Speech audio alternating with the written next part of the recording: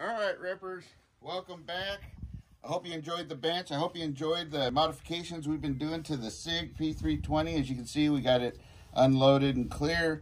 We also are out at our local range with range officers and insurance and all that kind of good stuff, YouTube.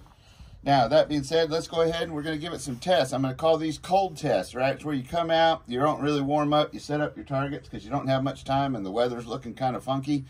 But you get out here and you put a few rounds down range just to have fun. Something any of us can do any day of the week. Just come out, spend a half an hour at tops, and get some practice in, right?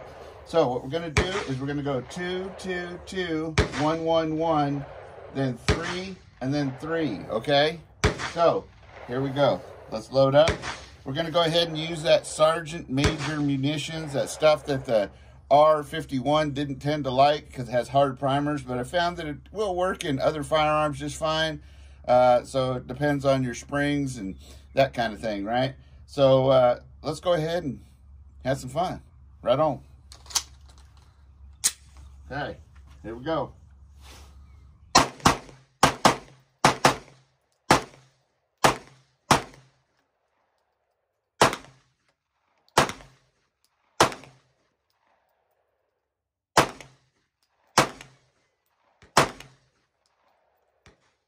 Locked back like it's supposed to. Trigger felt good, right? Felt good. For the first run, kind of getting used to it, felt real good. So let's go out and take a look at what we did.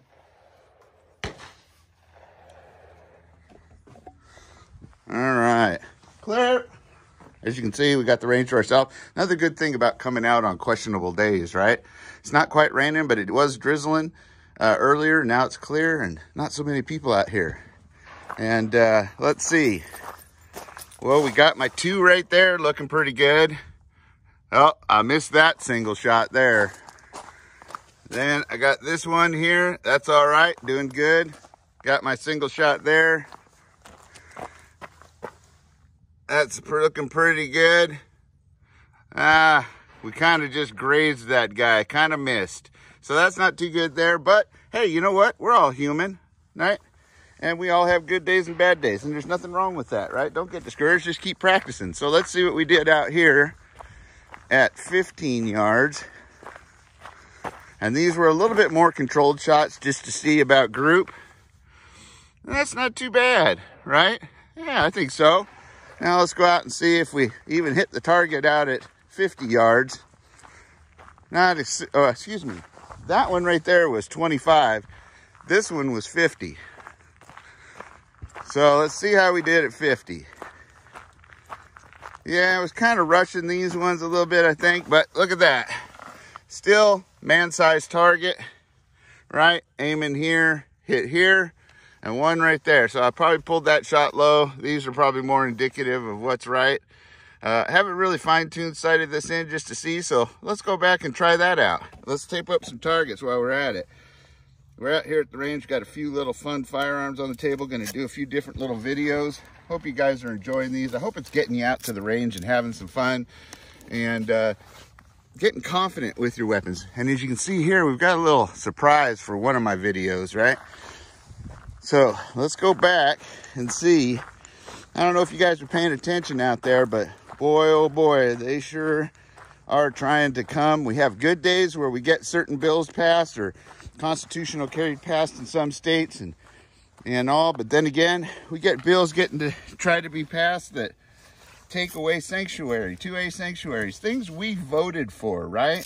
These are things that the people said, look, I want to take my time and energy and get this bill started and get it through and passed. And then they think that they come up and tell the majority who got it passed, no, we don't agree and you can't have a 2A sanctuary that negates what we feel like passing, right?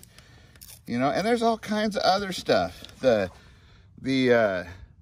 NICS denial things. I mean, so you get denied on a mistake or something that just needs clarification and you're going to get a knock on the door and a visit to come search your house to try and maybe find real things or nothing at all, but work real hard to make you a criminal.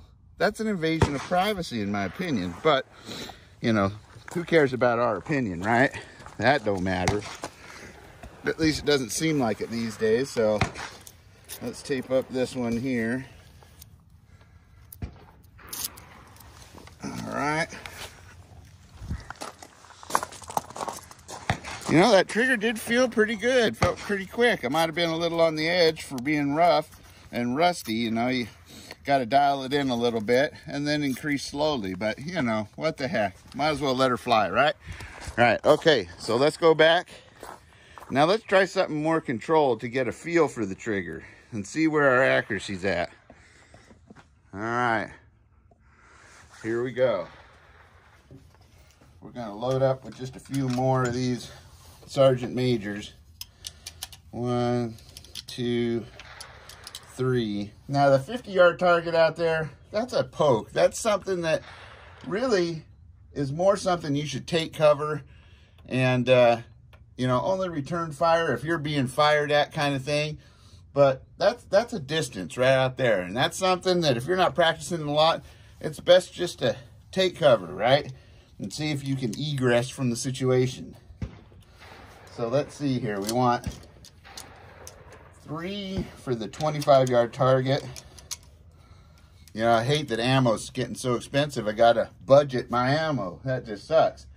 But, and then we got 3 for, say, the 7-yard target right here. That'll give us a good idea of what this trigger's doing. So, here we go.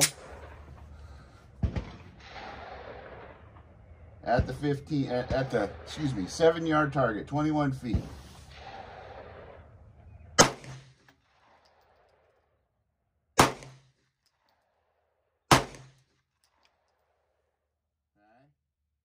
Now at the 25-yard target.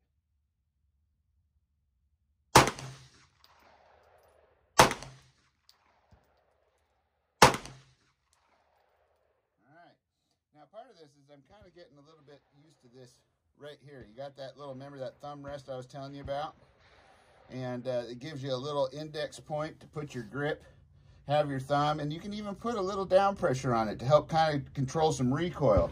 If I didn't have a light on here, I tend to shoot with my finger over the front of the trigger guard. Either way is good. You can do it like this, or you can do it with your finger on that trigger guard. Now, and on some different guns I have where I don't have a light on, we'll demonstrate that in the future. But that being said, it really did feel pretty good. There was just a tiny bit of take up.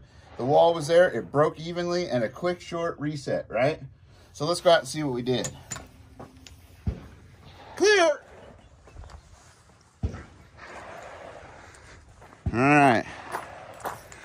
So 15 rounds, or 7 yards, excuse me. Got the first shot was here, the second shot was here, and the third shot was here. Now I know that I pulled this one. Not sure what happened here, but this one I could feel myself pull it a little bit, but not too bad. But I think we could do better. So let's go out here and check out the 25-yard target, which is a good standard distance to sight in to see. And this is what I want to see at 25 yards right there. I want to see a grouping like that all within a, say, what do we got here? 1, 2, 3, 4, 5, 6. So you've got, oh wait, let's do it this way. It's about a 4x4 diamond, right? And if you want to say maybe a 5-inch circle, right? So let's get this tape back up. And let's repeat that one more time. These are the kind of skills that you should do out here at the range, especially when you're breaking in something new or you're getting used to something that you've made changes to, right? You need to get used to it so that you don't have an accident when the time comes that you really need to use it, right? Now, they recommend, of course, that an adjustable trigger like this is not something you should put on a home defense type firearm. I'll leave that up to you. I have my, I have my feelings on that. I think, yeah, if you're not somebody who gets out and practice a lot, that can cause a accident to happen because you're not used to it in a stressful situation. You don't have that take up that gives you time to think about your shot, make sure it's something you want to do, right? And that you don't crack off a shot on accident or surprises you, right? You want to be in control of the situation. That being said, that's why I put 2 millimeters of take up on there. I could have had it right at the wall if I wanted, or with like a 1 to 1/2 millimeter take up. But that's something you might do more for a race style gun or something you want to shoot really fast with. I wanted something that still was, you know, home defense safe, yet added more speed and accuracy to the firearm. So let's go up and try this just one more time. I think we can do better at 15.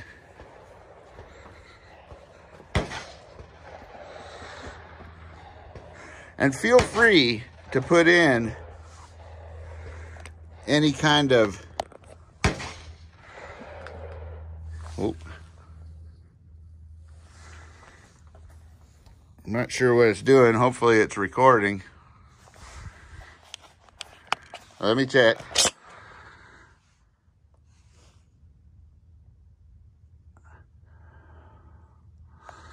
Well, hopefully this didn't die on us, but or didn't stop recording. So anyway, here we go. We're going to try that one more time at the 15 and the 25, getting used to this new trigger. So let's go ahead and load up with some more of this ammo, this Sergeant Major. We got 3 for at 7 yards, excuse me, I keep saying 15, and 3 for at 25. Now remember, like I said earlier, I'll do that again. Big motor movements are always good. When your gun locks back like that, you can take it out. This mag well helps you, the mag well we installed helps you get it in there. And then you can just rack it like that. In a stressful situation, sometimes I think that's easier to do than hitting it with your finger. But if you are doing it with your finger and it's working easily, do it with that, because it will be a little bit faster. But if that's giving you a hard time or a little stiff, rack it like that, right? So let's give her a shot again at 15, or excuse me, I keep saying that, 7 yards and 25 yards.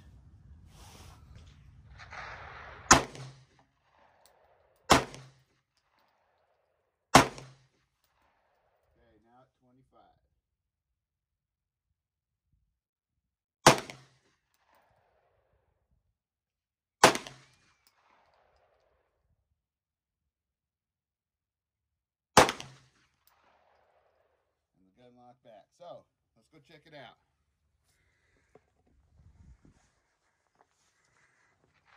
And see what we got here. Yeah, now that's much better. Getting a little bit more used to that trigger. This is why you come out and practice. And the more you do it, the more you'll get consistency like this going on. Right? As you guys can see, I think get this set up so you can still see it. Yeah. We've got 2 in the X, 3 in the X ring right there. 1 right almost in the center, and the other 2 on the edge right there. And that is that's some good shooting. If you're shooting like that, you're doing really good. And keep that up. Now, also keep in mind, you can come out here with your 22 and switch back and forth, so you're not burning up all kinds of the big ammo, right? And that will help you increase with the speed as well, and not burning up a ton of ammo. Now, I know I had one out here I pulled. Yeah, there it is right there. And then I had these 2 right here at 25. That is not shabby for a handgun. Especially for a Sig, too. It's not like it's something that's super accurate. So, let's head on back and finish up this video. So, like we were talking about, we did these, let's talk about the changes that we did and how they can improve your shooting out at the range or in real life situations.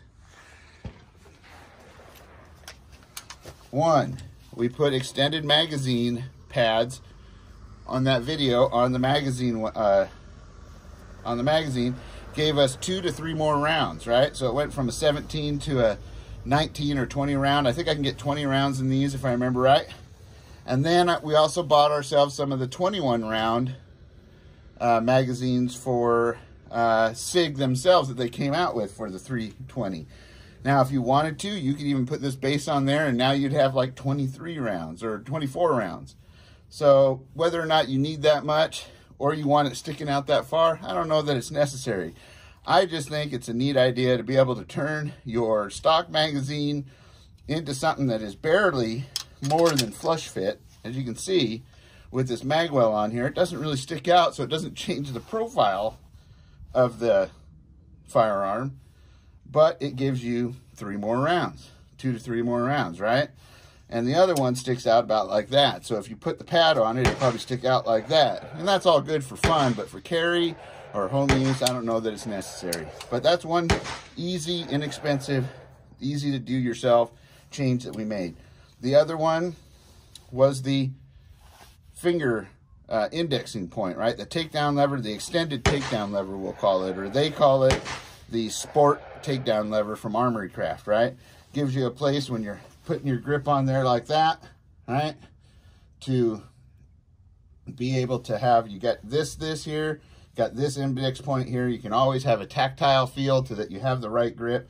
And you can also give it a little bit of down pressure on it. And a surprise, I wrote to Go Gas Pedal just to ask them some questions about their gas pedal and ask them if maybe they had any discounts or sales coming up. Because, you know, back in the day, I kind of did something like this before it was even legal, and they made a judgment during that area match that, well, it was legal and wasn't giving me any advantage. And from then on, these gas pedals exploded. Now, I'm not saying I'm the first guy who did it, but I think I might be the first guy who did it or tried to get by with it on a limited gun with no dot, no compensator, you know, not an open class gun. On open classes, they were there. But I built something very similar to this, and I'll show you in the video once we get, because Go Gas Pedal, they said, hey, just send us your address. We'll get one coming your way, and we'd love to see the story on video. So we're going to do that, and I think it's going to be a fun story. So anyway, there you have it. There's, oh, and we also did the adjustable trigger, which is working great. You could even fine tune it a little more. And we did the positive reset sear spring on there, right? And then one of my videos, I referred to the sear as a disconnect. Sorry about that. It was the sear, but it gives it more of a positive reset. And then with the adjustable trigger, it is a match made in heaven. Now, there's some other things you can do on here, like trigger bar, custom trigger bars and other parts that will give you an even finer trigger. But I believe in having something that is as close to stock as you can, especially if you're going to use it for self-defense situations. We also did the extended mag well, which made it really nice and easy, as you can see, just like that, to get that magazine right in there, right? So there you go. I hope you go out and do these same sort of things. Have some fun with it. Make it yours and unique to yourself, and be staying safe, secure, always being aware of your surroundings. If you have it, wear it. And if you wear it, get out here, practice and use it, and become good and efficient so you can protect yourself and keep others safe too while doing it. So be getting ready, getting prepared for anything that may come our way. Adios.